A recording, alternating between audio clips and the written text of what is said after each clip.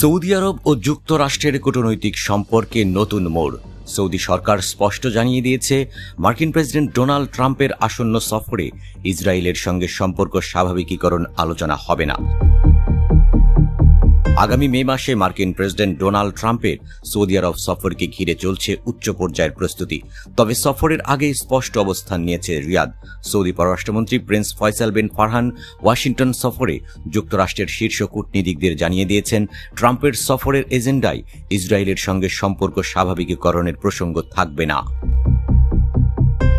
মার্কিন পররাষ্ট্রমন্ত্রী মার্কো রুবিওর সঙ্গে 9 এপ্রিলের বৈঠকে এই বার্তা দিয়েছেন তিনি। মধ্যপ্রাচ্য বিষয়ক সংবাদ মাধ্যম মিডল ইস্ট আই জানিয়েছে, সৌদি আরব চায় না গাজায় ইসরায়েলের সামরিক অভিযান ও হাজার হাজার মানুষের প্রাণহানির প্রেক্ষাপটে এমন কোনো ইস্যু সামনে আসুক যা সৌদি জনগণের আবেগে আঘাত হানে। সৌদি পররাষ্ট্র মন্ত্রণালয়ের একজন কর্মকর্তা নাম প্রকাশ না করে বলেছেন, আমরা নিশ্চিত করতে চাই ট্রাম্পের সফরে কোনো চমক বা অপ্রত্যাশিত ঘোষণা আসবে না। সৌদি আরবকে কোনোভাবেই ঠকানো যাবে না ইসরায়েল ইস্যুতে। সৌদি যুবরাজ মোহাম্মদ বিন সালমান ইতিমধ্যেই প্রকাশ্যে ইসরায়েলের বিরুদ্ধে গাজায় গণহত্যার অভিযোগ এনেছে। তাই এমন সময়ে সম্পর্ক স্বাভাবিকীকরণের আলোচনা ট্রাম্প যদি আনুষ্ঠানিক বা অনানুষ্ঠানিকভাবে তোলেন, তা সৌদির জন্য রাজনৈতিকভাবে বিব্রতকর পরিস্থিতি তৈরি করতে পারে। বিশেষজ্ঞরা বলছেন, এবারের সফর 2017 সালের মতো সহজ নয়।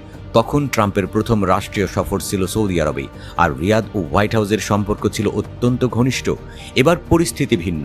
গাজায় মৃত্যুর সংখ্যা 52,000 ছাড়িয়েছে। এমন সময় সৌদি সরকারকে জনগণের আবেগের সঙ্গে তাল মেলাতে হচ্ছে।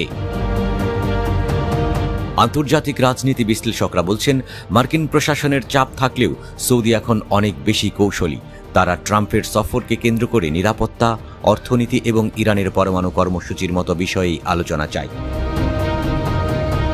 এদিকে মার্কিন নীতি নির্ধারণেও পরিবর্তন এসেছে।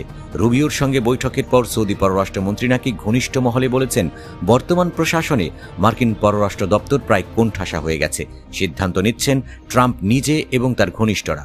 এবার জেরার্ড কুশরানের পরিবর্তে সৌদি যুক্তরাষ্ট্র সম্পর্ক ব্যবস্থাপনায় উঠে এসছে স্টিভ উইটকফ। ট্রাম্প ইতিমধ্যেই বলে দিয়েছেন, গাজার পরিস্থিতি নিয়ে তার মনোভাব কিছুটা নমনীয়। তবে তার পূর্বের বক্তব্য, সৌদি আরব কোনো ফিলিস্তিনি রাষ্ট্রের দাবি করছে না।